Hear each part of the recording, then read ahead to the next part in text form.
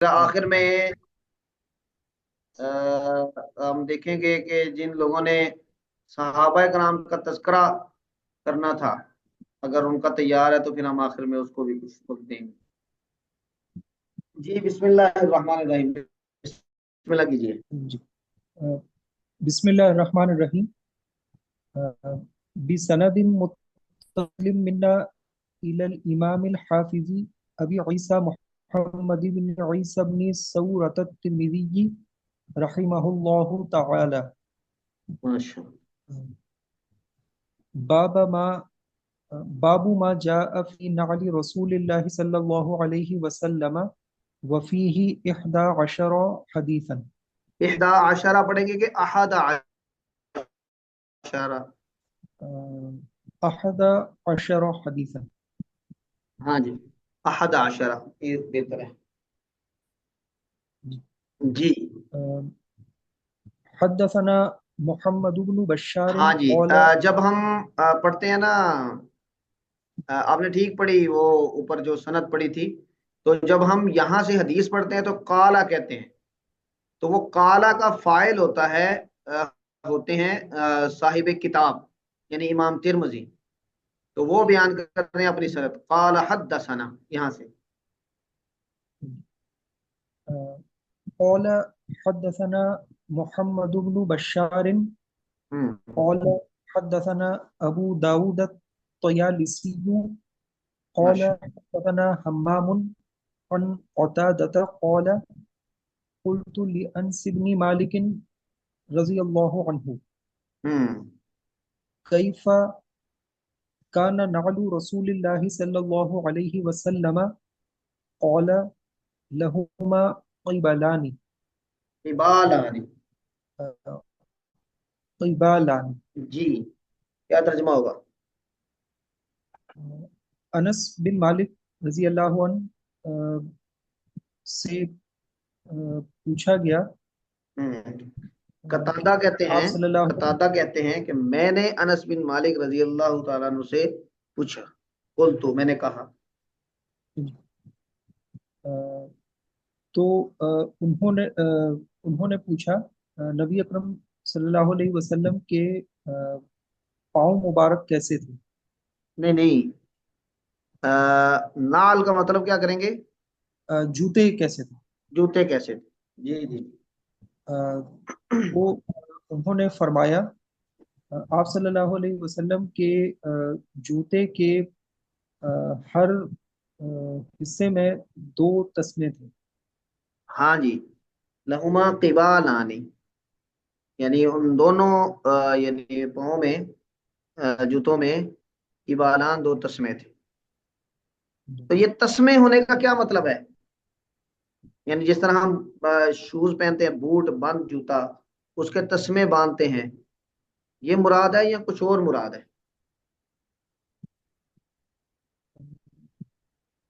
شاید یہی مراد ہوگی کہ کوئی چیز جس سے وہ جدا نہ ہو. ہاں گٹھا. یہ ہے، فالقبال هو السير الذي يقعد فيه الشسع الذي يكون بين اصبعي الرجل كان صاحب نال رسول الله صلى الله عليه وسلم ويسمى شسعا والشسع احد سیور النعل۔ یہ جو آپ صلی اللہ علیہ وسلم کے نال کی، نالین کی شبیہ ہم دیکھتے ہیں، تو اس میں وہ جس طرح ہمارا سینڈل ہوتا ہے اس طرح کی ہے، تو اس میں ہم یہ تسمہ کسے کہیں گے، کبال کسے کہیں گے؟ جو انگوٹھا ہے اس کو الگ کر رہا ہوں.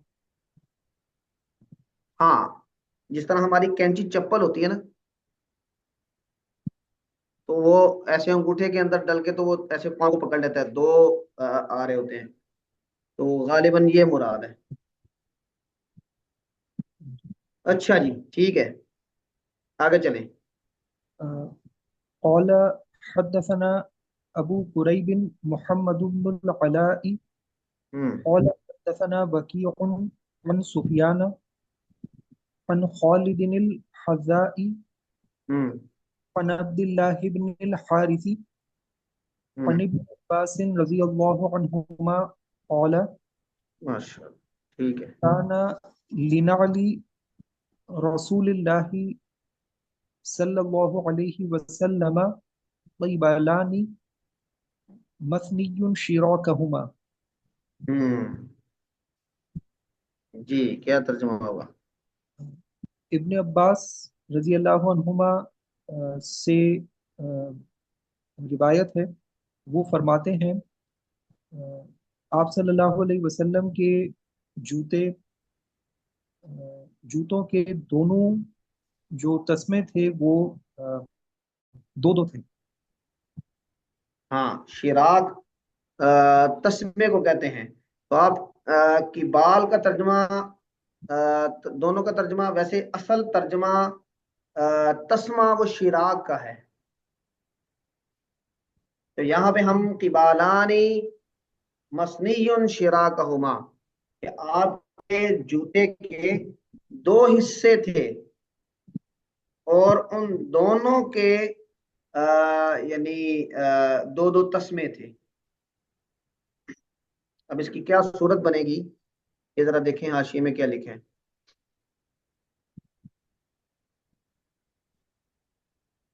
وہی اجعل الشیء اثنین یعنی اثنیون کا مطلب ہوتا ہے کہ ہر چیز کسی چیز کو دو بنا دینا.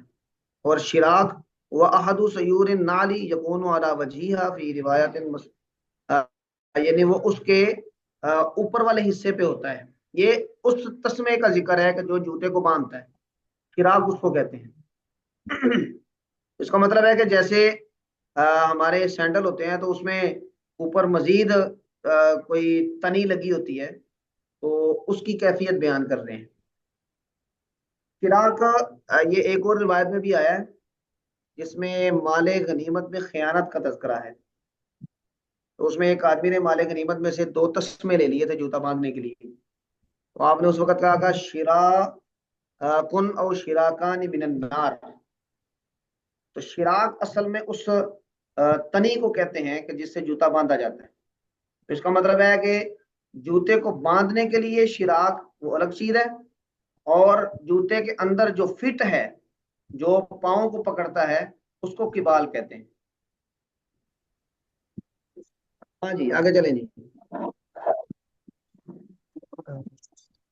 قال حدثنا احمد بن منيع قال حدثنا ابو احمد الزبيري ہوں قال حدثنا عيسى بن طهمان قال اخرج الينا انس بن مالك رضي الله عنه نعلين جرداوين لهما طيبالان ہوں قال فحدثني ثابت بعد أن أنسي أنهما كانتا نعل النبي صلی اللہ علیہ وسلم. ہاں یہ ذرا یہاں سے پھر پڑھیں. فحدثنی ثابت فحدثني ثابت بعد عن أنس انس انس لفظ ہے. أنس ہوں أنس أنهما كانتا نعل النبي صلی اللہ علیہ وسلم. ہاں یہ نعلان اور نعلین نعلین آگے ہوا ہے مضاف تو نون تو گر گیا تسنیہ کا تو یہ بن گیا نعلی. تو جب ہم نے ملانا ہے تو یہاں پر یا کو آگے ملائیں گے. نعلین نبی صلی اللہ علیہ وسلم تسنیہ کے یعنی صیغہ بناتے ہوئے. پڑھیں جی دوبارہ. كانتا یہاں سے پڑھ لیں. فحدثنی ثابت فحدثني ثابت بعد عن أنس أنهما كانتا نعلي النبي صلی اللہ علیہ وسلم. جی ماشاءاللہ پڑھیں جی ترجمہ. انس بن مالک رضی اللہ عنہ نکال کر لائے ہمارے لیے دو جوتے، آ، آ، یہ جرداوین کا کیا مطلب ہوگا؟ آ، جرداوینی لہما قبلانی، جن کے بال نہیں تھے۔ ہاں، بال نہیں تھے تو یہ آپ نے مجرد پڑھا نا، ثلاثی مجرد، جرد مجرد، وہ خالی ہونا، جو بالوں سے خالی تھے۔ جی، اور لہما قبلانی، اور ان کے دو دو تسمے تھے۔ ہوں قولا فرماتے ہیں، اس کے بعد مجھے ثابت نے بیان کیا انس رضی اللہ عنہ سے، یہ دونوں جوتے آپ صلی اللہ علیہ وسلم کے تھے۔ جی، حضرت انس کے بعد یہ دونوں آپ صلی اللہ علیہ وسلم کے جوتے تھے جو حضرت انس نے ان کو دکھائے تھے۔ تو جردا بینی کا مطلب ہوگا کہ وہ چمڑے سے بنے ہوں اور چمڑے کے اوپر جو جو بر ہے اس کو صاف کر دیا گیا ہو۔ تو جردا بین کا مطلب ان پر کوئی بال وغیرہ نہیں تھے، پلین چمڑے کے تھے۔ اچھا جی، آگے چلیں۔ قال حدثنا اسحاق بن موسى الانصاري ہوں قال حدثنا معن ہوں حدثنا مالك قال حدثنا سعيد بن ابي سعيد المقبوري ہوں عن ابي عن عبيد بن جريج جی انه قال لابن عمر رضي الله عنهما، ہاں، یہ کیا پڑھیں گے؟ انہ قال۔ انه قال لابن عمر رضي الله ہاں عنهما، ٹھیک ہے۔ رأيتك تلبس النعال ہوں السبتية، قال إني رأيت رسول الله صلى الله عليه وسلم يلبس النعال التي ليس فيها شعر ويتوضأ فيها ہوں فأنا أحب أن ألبسها۔ ہوں یہ نعال لفظ ہوگا، نعال، نون کے نیچے زیر پڑیں گے۔ ہاں جی، یہ یہاں سے عبید بن جریج سے ترجمہ کریں گے۔ انہوں نے حضرت ابن عمر سے پوچھا۔ عبید بن جرید نے پوچھا ابن عمر رضی اللہ عنہما سے، میں میں نے دیکھا کہ تم سبتی جوتے پہنتے ہو، جی جو پہنتے ہیں۔ تو انہوں نے فرمایا، ہاں، جی میں نے رسول اللہ صلی اللہ علیہ وسلم کو ایسے جوتے پہنتے ہوئے دیکھا ہے ہوں جن پر بال نہیں ہوتے تھے، ہوں اور آپ صلی اللہ علیہ وسلم ان جوتوں میں وضو فرمایا کرتے تھے، اس لیے میں یہ پسند کرتا ہوں کہ ایسے جوتوں کو پہنا کروں۔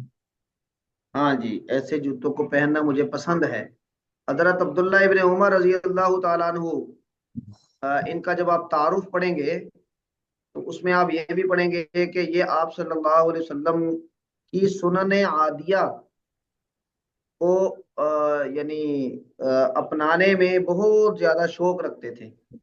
آپ صلی اللہ علیہ وسلم کی بہت ساری ان کے اعمال آتے ہیں کہ جس میں آپ صلی اللہ علیہ وسلم نے کوئی کام اپنی فطری طبیعت کے مطابق یا کسی ضرورت کے تحت کیا تو یہ اس کی بھی پیروی کیا کرتے تھے۔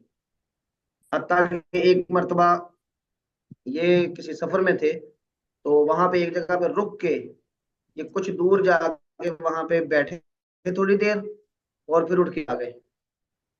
تو ساتھ والے لوگوں نے پوچھا کہ حضرت آپ نے یہ کیا، یہ کیا کیا؟ انہوں نے کہا کہ میں آپ صلی اللہ علیہ وسلم کے ساتھ سفر میں تھا، آپ صلی اللہ علیہ وسلم نے یہاں پر پہنچ کے اس جگہ پہ قضائے حاجت کی تھی، تو اب میں یہاں سے گزر رہا ہوں، تو میرا یعنی میں اس کی پیروی میں یہاں جا کے بیٹھا.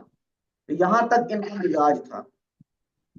ایک مرتبہ یہ اپنے یہ آخری عمر میں نابینا ہو گئے تھے، تو ان کے ایک شاگرد تھے، ان کو ساتھ لیا اور بازار چکر لگایا. گئے اور واپس آ گئے، کوئی چیز نہیں خریدی. انہوں نے پوچھا کہ کیوں گئے تھے آپ؟ خریدا تو کچھ بھی نہیں.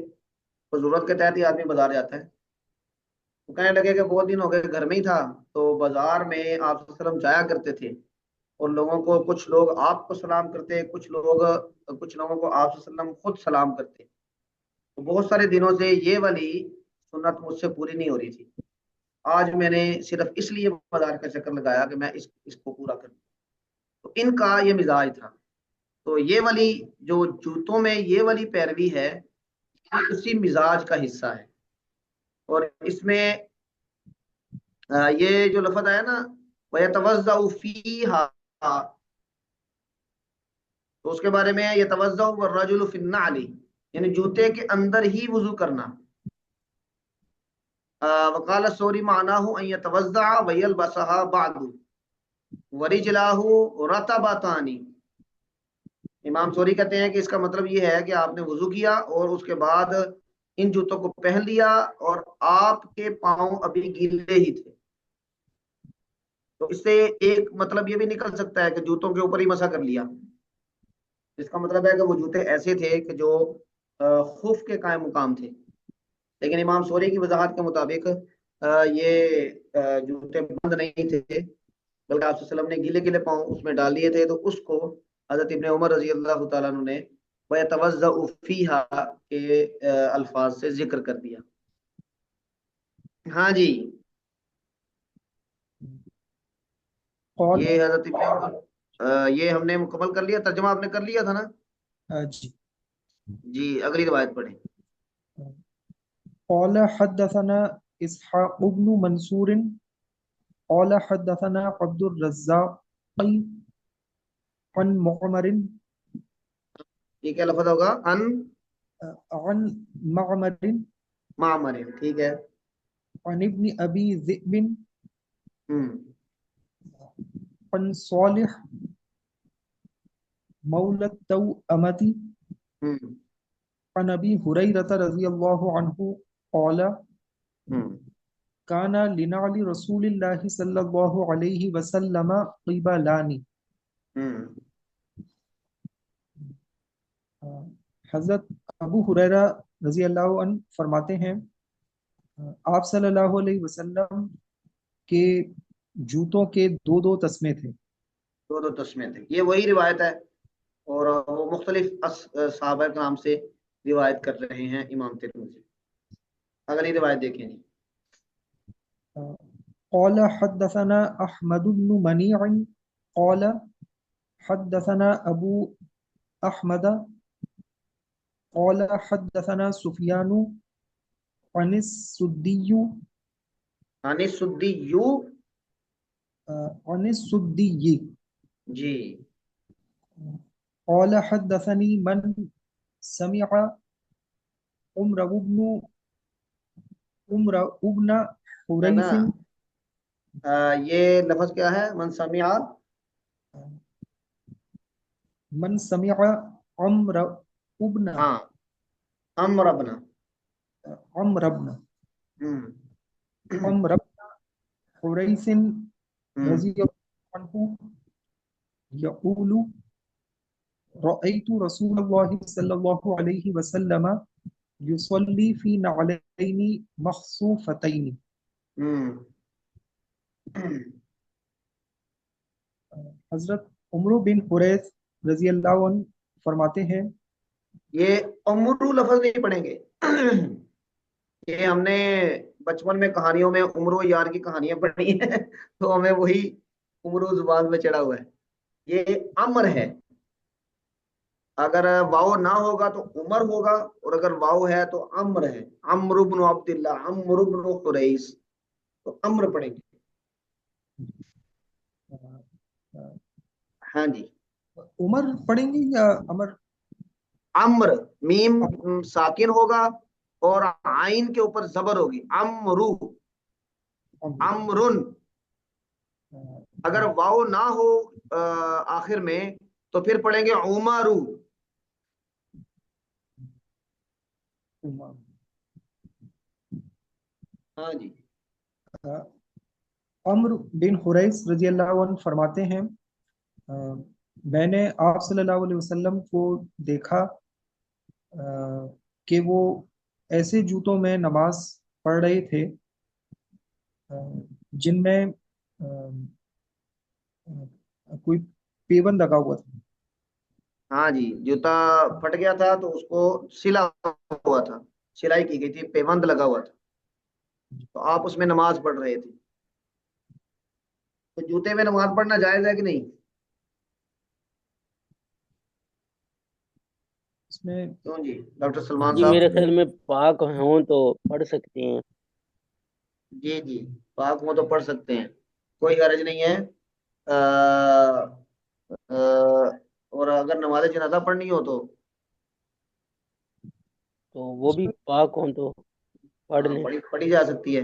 आमतौर पे अगर जनाजा गाह में जाएं तो वहां पे वो लोग जूता उतार देते हैं, और जो ना उतारे तो उसको अजीब अजीब नजरों से देखते हैं। तो अगर किसी आदमी का जूता पाक है, उसको यकीन है इस बात का, तो वो उस जूते में ही नमाज पढ़ सकता है, कोई हर्ज नहीं। उस्ताद जी ये जूता हाँ जी। उतारना ही बेहतर होता है। हाँ, जाहिर बात है कि जब आप चल के आए हैं तो इतना ज्यादा गालिब गुमान या यकीन की कैफियत ना हो तो उतारने बेहतर है। लेकिन अगर किसी को पता है, कई जगह पे ऐसा होता है ना कि आप घास पे हैं, तो उसमें आप जूते को रगड़ लें अच्छी तरह, तो वो नीचे जो यानी निजात वगैरह का इम्कान है वो खत्म हो जाता है, वो रगड़ने की वजह से उतरने का गुमान गालिब आ जाता है। तो बहरहाल जहाँ पर वो ना हो कि वो लोग आपके पीछे पड़ जाएंगे, नमाज की बेहरमती कर देती है, उतारना नहीं बेहतर है। भाई ये जूते उतार के पाँव ऊपर रख के जूतों के तो भी नमाज पढ़ी जा सकती है ना जनाजे की। देखिए, जूतों की अगर तो जूता नजिस है, तो फिर उसके ऊपर खड़े होकर क्यों पढ़नी? पहन के और खड़े होकर पढ़ने से मसलन इसमें क्या फर्क है? वो निजात अगर उसको लगी हुई है तो फिर तो आपको उतारना चाहिए और साइड पे रखना चाहिए। ये मसला उस्ताद जी, बात है कि जूते का तल्ला अगर पाक ना हो तो फिर जूता उतार के पाँव ऊपर रख के आप पढ़ सकते हैं। अगर पूरा जूता पाक हो तो फिर जूते समेत पढ़ सकते हैं। इस तरह का है मतलब। हाँ जी, सर जी, और मैंने कौन? मैंने ये जी पढ़ा जी। था कि अगर कोई ऐसा, मतलब वो तो कपड़े का था खैर, कि कपड़े की दो तहें हो, उसका निचले वाली तह जो है वो नापाक हो, हाँ लेकिन वो इतनी मोटी हो कि ऊपर वाली तह तक उसकी नजासत ना आ रही हो, तो उस पर नमाज पढ़ सकते हैं। तो फिर यही हुक्म जूते का भी जी होगा। जी जी, ऐसे ही है। मसलन अगर कोई जमीन नापाक है, आप उस पर जाए नमाज बिछाते हैं जो मोटा है, वो इतना मोटा है कि नीचे वाली जमीन नजर नहीं आ रही, तो फिर ये नई जमीन के हुक्म में होगा, तो आप उस पर खड़े होकर नमाज पढ़ सकते हैं।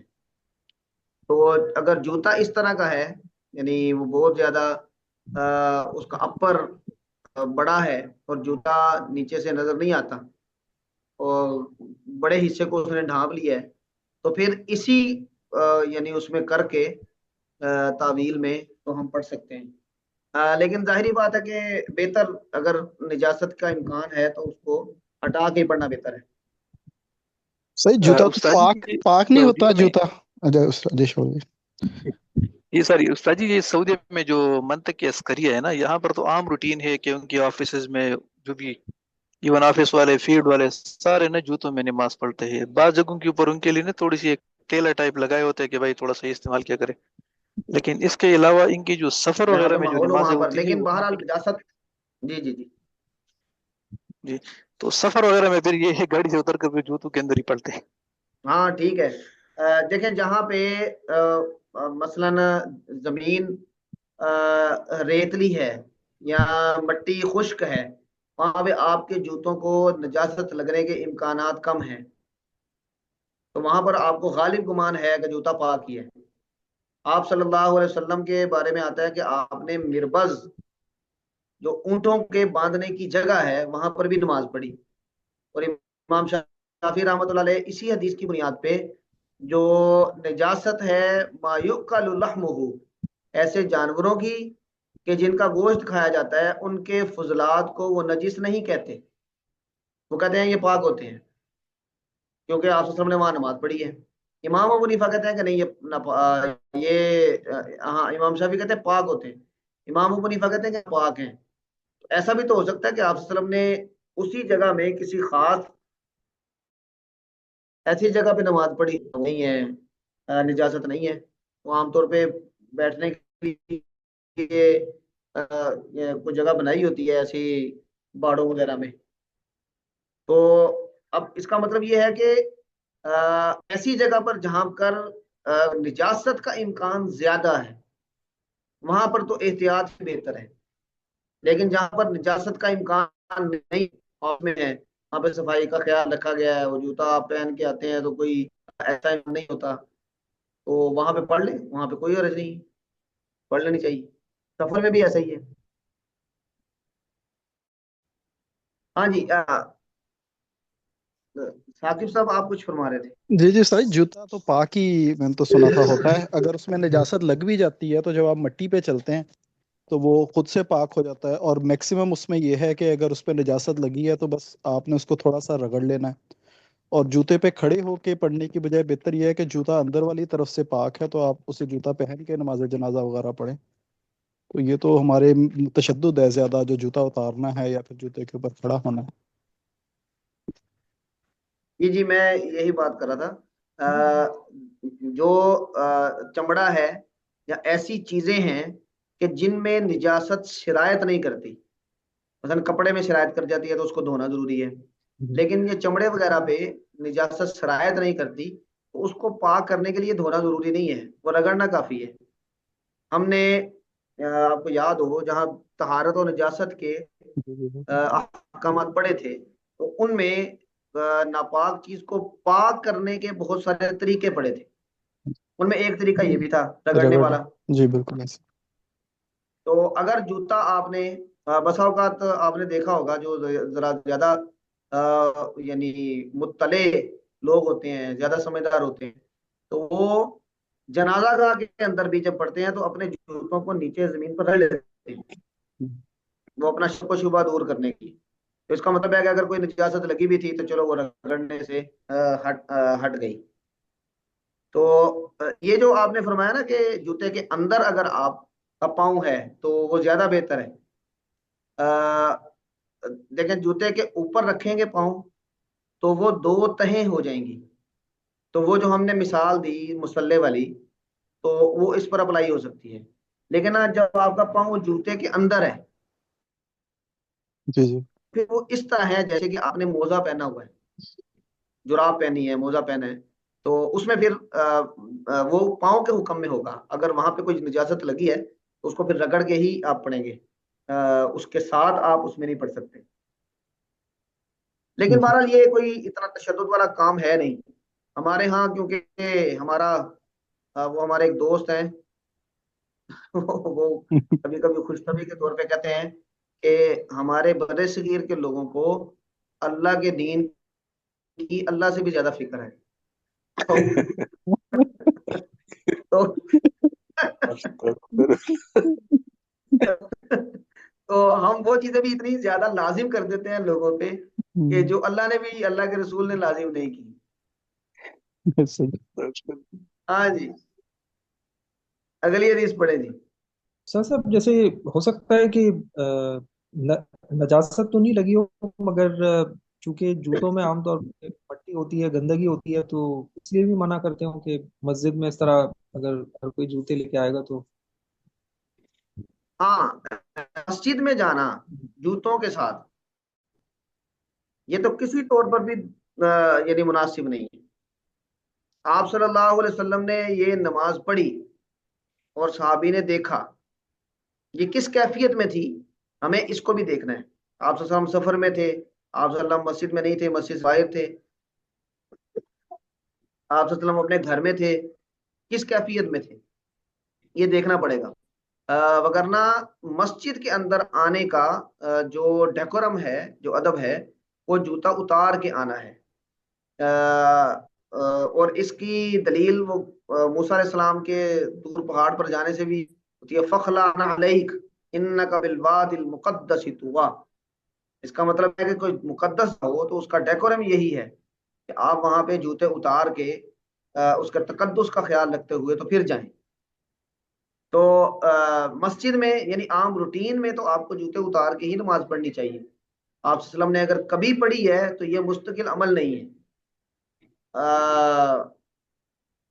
ये शेरावाला बाग मस्जिद में मौलाना आजाद राय साहब, पहले वहां पे इनकी रिहाइश होती थी, तो नमाज भी वहीं पे पढ़ते थे। तो वो कहते हैं कि एक दफा ऐसा हुआ कि असर की नमाज हमने पढ़ ली, तो कुछ लोग आए, 2-3 लोग आए, और उन्होंने, अभी लोग बैठे ही हैं नमाज पढ़ के, तो अपनी जमात खड़ी कर ली अलग से। तो कहते मैंने कुछ नहीं कहा, लोगों ने उनको देखा, लेकिन मैंने यानी आलिम आदमी तो समझते हैं ना कि इसकी गुंजाइश कभी कभी की तो मौजूद है। कहते फिर दूसरे दिन ऐसा हुआ कि हमने नमाज पढ़ी, तो फिर वही लोग आ गए, उन्होंने फिर वो अलग से जमात करवाई, कहते फिर मैंने कुछ नहीं कहा। तीसरे दिन फिर उन्होंने ऐसे ही किया, कहते फिर मैंने उनको बुलाया और कमरे में बुला के तो मैंने उनको अच्छा खासा डांटा। तो वो कहता है, वो जो साहिब थे वो कहने लगे जी साबित है वे हदीस तो कहते हैं मैंने उसे कहा कि हदीस से कभी कभी साबित है, कभी मजबूरी बन जाए, लेकिन तसलसल साबित नहीं है। एक जमात होती थी और फिर सहाबा कराम मुसलसल जिसका जब दिल चाहता आके नमाज पढ़ता रहता। तो बिल्कुल यही मामला यहाँ पे भी, जो आम रूटीन अहकाम होते हैं वो उसी डेकोरम को बरकरार रखने वाले होते हैं, कि जो इबादत का, मस्जिद का एहतराम वगैरह का वो डेकोरम होना चाहिए। हाँ, कभी कभी के जो अहकामात हैं, इस्तस्नाआत, मुस्तस्नियात, उनका फिर मामला अलग होता है, उसमें वो गुंजाइश होती है, उसमें सहूलत होती है, उसमें तंगी से बचाना होता है, वो सारे मामला उसमें होते हैं। तो ये भी आप सल्लम ने जूते में नमाज पढ़ी, क्या आपका मामूल था? मामूल नहीं था। किसी जगह पे कोई ऐसी कंडीशन आ गई कि आपको जूते में नमाज पढ़नी पड़ी, तो आपने पढ़ ली।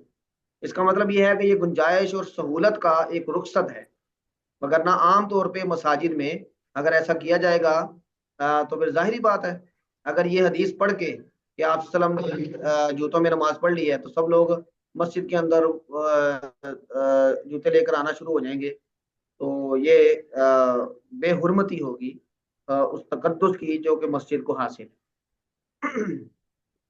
जज़ाकल्लाह खैरन सलमान साहब, अल्लाह ताला आपको खुश रखे।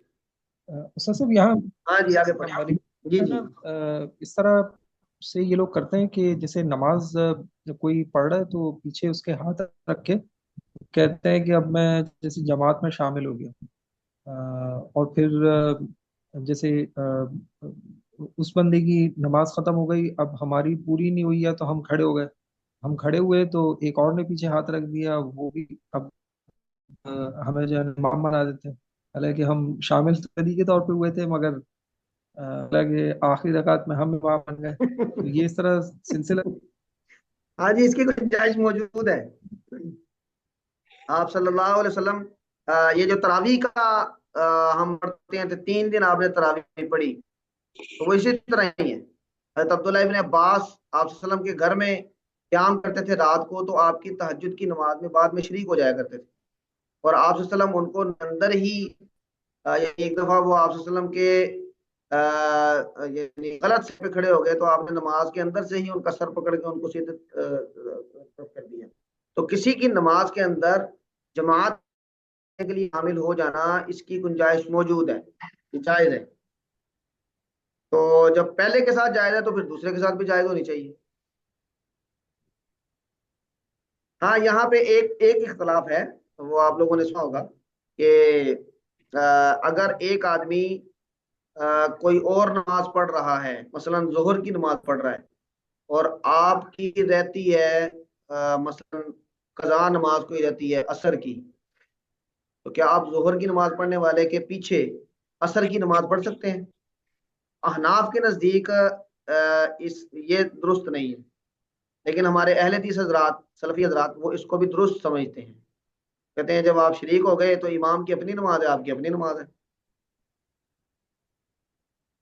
ہاں جی سلمان صاحب۔ جی استاد صاحب، جیسے ہاں جو ہے نا سنت عام طور پہ شاید گھر پہ جا کے پڑھتے ہوں گے، تو یہ سمجھتے ہیں کہ جو بھی نماز پڑھ رہا ہے وہ فرضی پڑھ رہا ہوگا۔ تو ہوا کہ ایک جیسے انڈیا سے ساتھی تھے، تو وہ سنت پڑھے، پھر بعد میں انہوں نے بتایا کہ بھی میں نے سنت پڑھا تھا، آپ لوگ اپنی فرض جو ہے میرے پیچھے پڑھ رہے ہیں۔ تو انہوں نے کہا کہ ہو جاتا ہے، کوئی مسئلہ نہیں ہے۔ وہ میرا جی خیال جی ہے کہ دوسری فقہ کو فالو کرے۔ جی جی جی سلفی حضرات کا بھی یہی کہنا ہے، اور غالباً امام شافی کا موقف بھی یہی ہے۔ اور آپ اس وقت آپ ملیشیا میں ہیں نا؟ جی استاد صاحب۔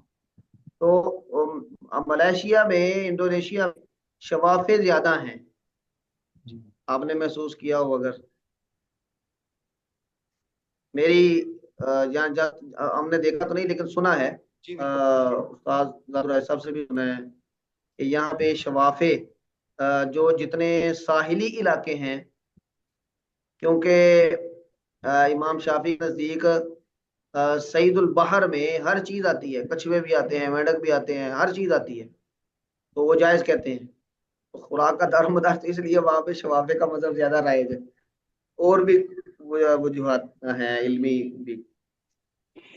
استاد صاحب، جیسے یہ اگر ہم جوتوں میں نماز پڑھ سکتے ہیں اکیلے، تو اسی طرح پھر طواف میں بھی جو ہے وہ جوتے پہنے جا سکتے ہیں؟ جیسے آج کل یہ دیکھا گیا ہے کہ آدھے سے زیادہ لوگ جو ہے وہ جوتوں میں طواف کر رہے ہوتے ہیں اوپر، اب چونکہ طویل بھی ہاں ہونے۔ جی جی دیکھیں، جوتا پہننا وہ جس سے آپ کا پاؤں ڈھک جائے، وہ تو ویسے طواف کی حد میں نہیں پہننا چاہیے۔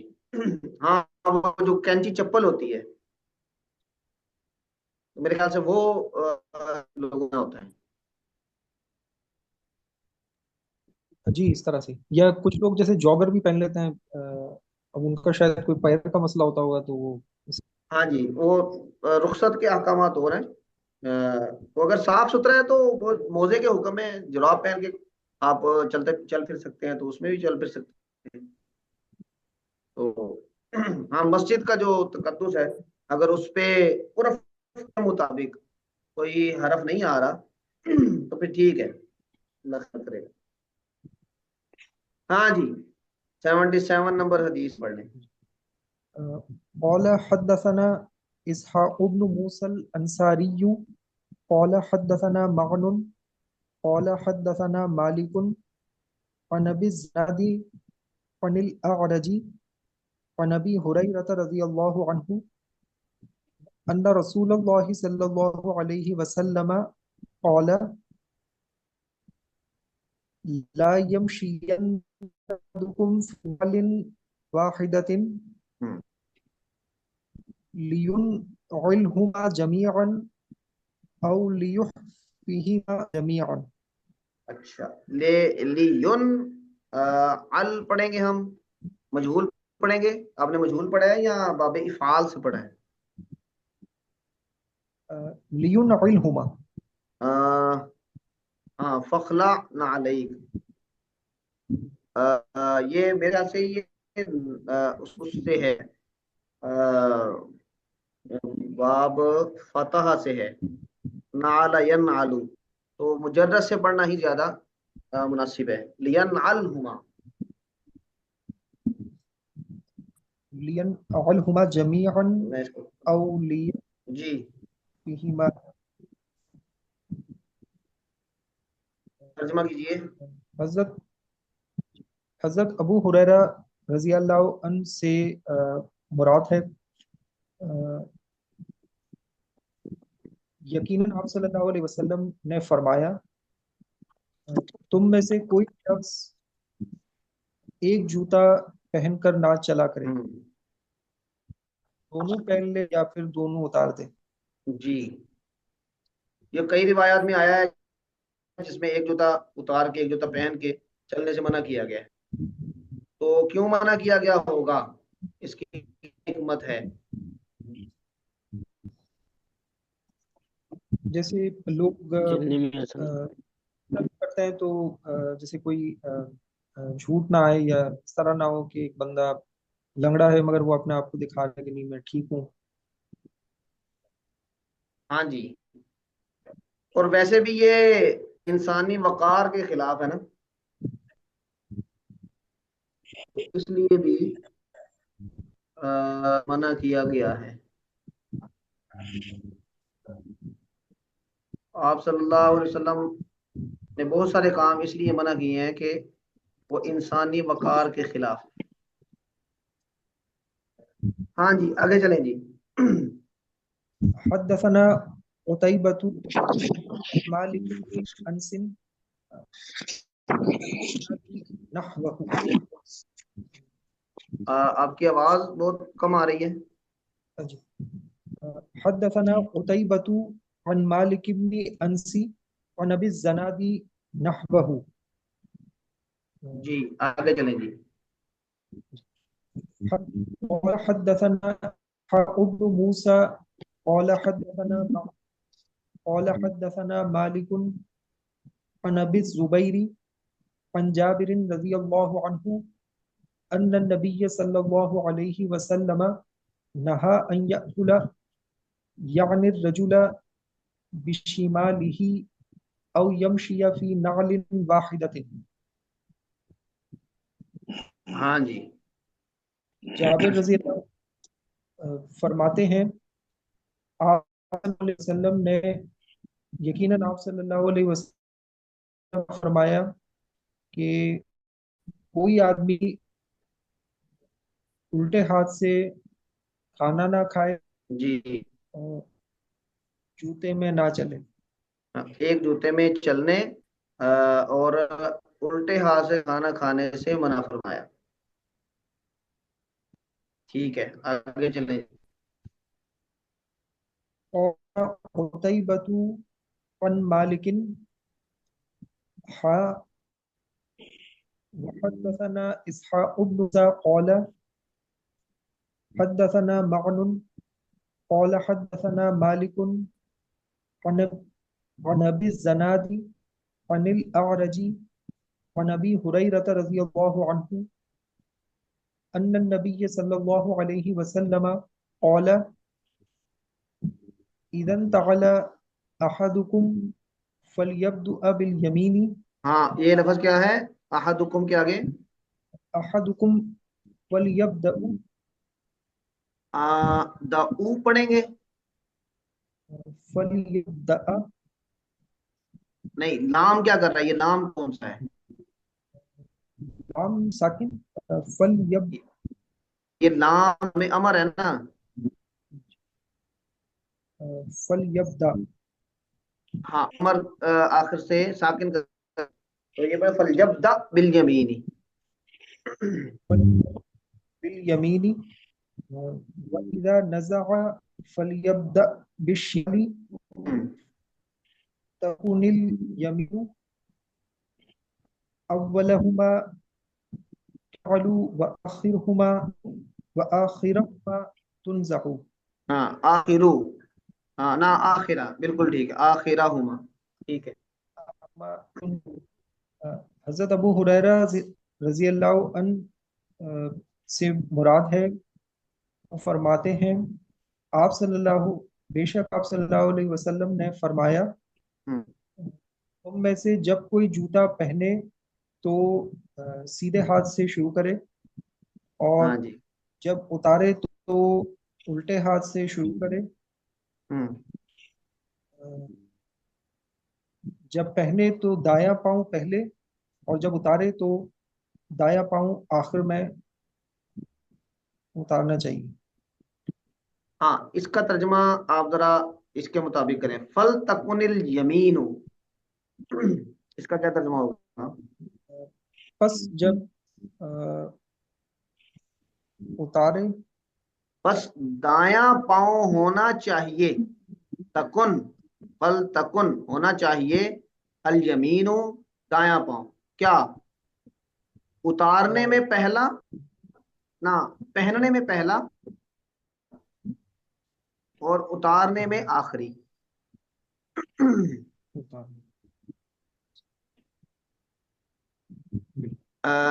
یعنی پہلے جب پہننا ہے تو پہلے دایاں پہننا ہے پھر بایاں، اور جب اتارنا ہے تو پہلے بایاں اتارنا ہے پھر دایاں، یہ ترتیب ہونی چاہیے. ہاں جی واضح ہے، آگے چلیں. قال حدثنا ابو موسى محمد بن المثنى قال حدثنا محمد بن جعفر قال حدثنا شعبة قال حدثنا أشعث هو ابن أبي الشعثاء ہم، عن أبيه عن مسروق عن عائشة قالت كان رسول الله صلى الله عليه وسلم يحب التيمن ما استطاع في ترجله ہم، نقله وطهوره. ٹھیک ہے. رضی اللہ عنہا سے روایت ہے، وہ فرماتی ہیں آپ صلی اللہ علیہ وسلم بال بنانے میں، جوتا پہننے میں اور وضو کرنے میں ہم، جہاں تک ممکن ہوتا سیدھے ہاتھ سے شروع کرنے کو پسند فرماتے تھے. ماشاء اللہ، بہت خوب ترجمہ، جزاک اللہ خیرا. ہاں جی آگے چلیں جی. قال حدثنا محمد بن مرزوق ابو عبد الله قال حدثنا عبد الرحمن بن قيس ابو معاوية قال حدثنا هشام عن محمد عن ابي هريرة رضي الله عنه قال كان لنعل رسول الله صلى الله عليه وسلم قبلان وابي بکر وعمر ہم، وأول من عقد عقدا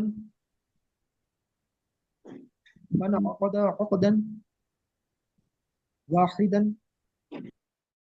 عن ابو ہریرہ رضی اللہ عنہ سے روایت ہے، وہ فرماتے ہیں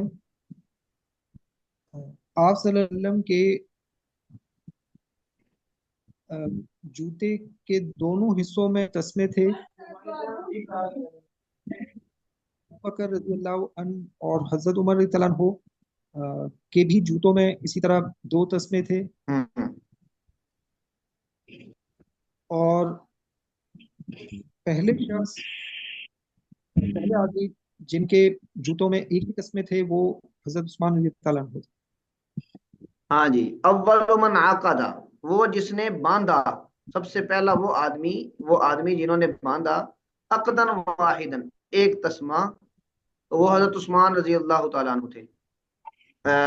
اس کا مطلب یہ ہے کہ صحابہ کرام میں آپ صلی اللہ علیہ وسلم کی اتباع ان معاملات میں بھی بہت زیادہ تھی، اور کبار صحابہ کرام ان معاملات میں بھی آپ صلی اللہ علیہ وسلم کی اتباع کو گویا کہ اپنی زندگی کا حصہ بنائے ہوئے تھے. لیکن حضرت عثمان کا اس کو بدلنا یا دوسرا جوتا یعنی اپنے لیے منتخب کرنا، یہ اس بات کی علامت ہے کہ اس کی گنجائش بھی تھی کہ اس کے علاوہ کوئی اور جوتا پہن لیا جائے. اور یہ تینوں خلفائے راشدین ہیں، اور جو خلیفہ ہوتے ہیں ان پر فوکس ہوتا ہے لوگوں کا، وہ ایک قسم کا آئیڈیل اور نمونہ بھی ہوتے ہیں. حضرت عثمان نے بدلا تو اس کا مطلب ہے کہ صحابہ کرام میں یہ عام معمول تھا کہ لوگ اس کے علاوہ جوتے بھی پہنتے تھے. حضرت عثمان نے بدلا تو یہ پوائنٹ آؤٹ ہوا، دیکھیں جی حضرت ابوبکر یہ پہنتے تھے، حضرت عمر یہ پہنتے تھے، حضرت عثمان نے یہ پہنتے. وہ پوائنٹ آؤٹ صرف اس وجہ سے ہوا ایک پرومیننٹ بندے نے پہنا ہے، وگرنہ سوسائٹی میں یہ عام پریکٹس تھی. اچھا جی، اگلا چیپٹر بھی آپ ہی کے ذمہ ہے ڈاکٹر سلمان صاحب؟ نہیں استاد صاحب اتنا ہی آپ کے ذمہ ہے؟ نہیں استاد صاحب یہ میرے ذمہ نہیں تھا. ہاں جی، یہ کن کے ذمہ ہے؟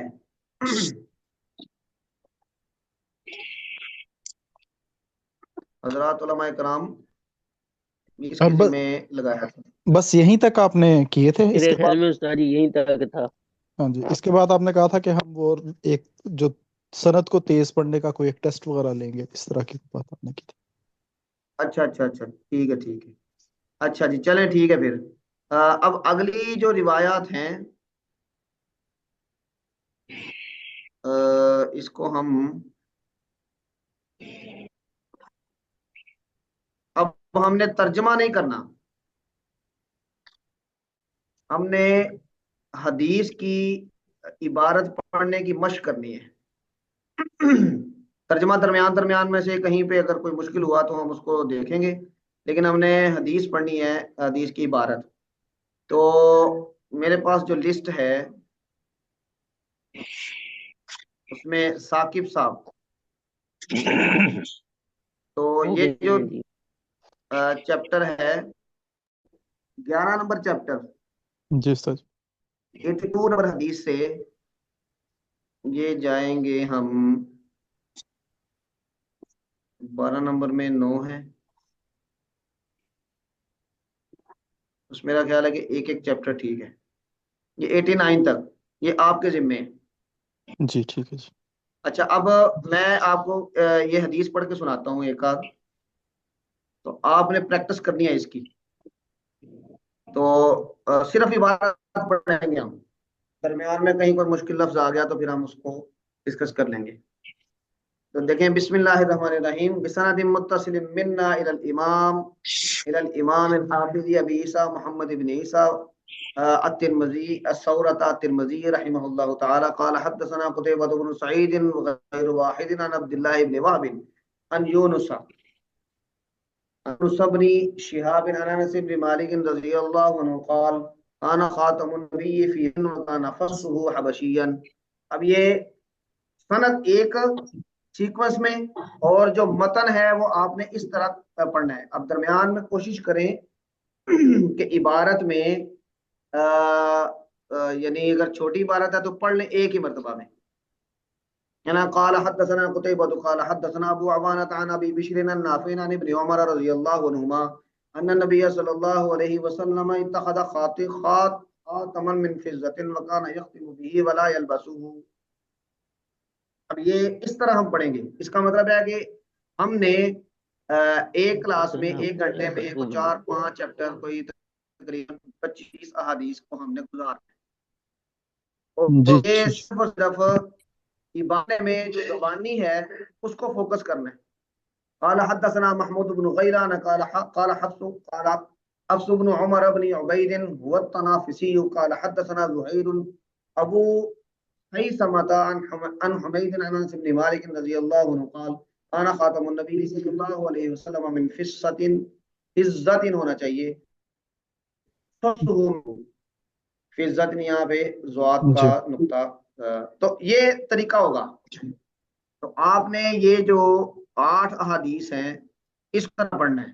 جی ٹھیک ہے استاد. تو یہ آپ کے ذمہ ہو گیا. میں آپ کا یاد دہانے کے لیے آپ کے نام کا پہلا لفظ لکھ لیتا ہوں. جی ٹھیک ہے. اچھا جی. اچھا اس کے بعد ہے دوسری، میرے پاس اسلم صاحب آپ کا نام آ رہا ہے. باب ما جاء فی ان النبی صلی اللہ علیہ وسلم کان یختتم فی یمینہ وفی 9 احادیث. جی اسلم صاحب آپ ذرا حامی پڑھ لیں مائک کھول کے. آواز نہیں آ رہی میری؟ ابھی آ رہی ہے جی سر ٹھیک ہے، میں نے بڑھیا اگلا نوٹ کر لی. تو یہ آپ کے ذمہ ہوگا. اس کی 9 احادیث ہیں، تو اس میں ترجمہ یعنی آنا تو چاہیے لیکن ہم ترجمہ کریں گے نہیں، عبارت ٹھیک ہونی چاہیے. ٹھیک ہے سر. ये आपका होगा यहाँ तक, यानी 98 नंबर हदीस तक आप पढ़ेंगे। ठीक हो गया। 9 तो मैं अहादीस, आपके 9 अहादीस हैं, 9 अहादीस बनती हैं। ठीक है, तो मैं आपके नाम का ना जीम लिख लेता हूँ। ठीक हो गया।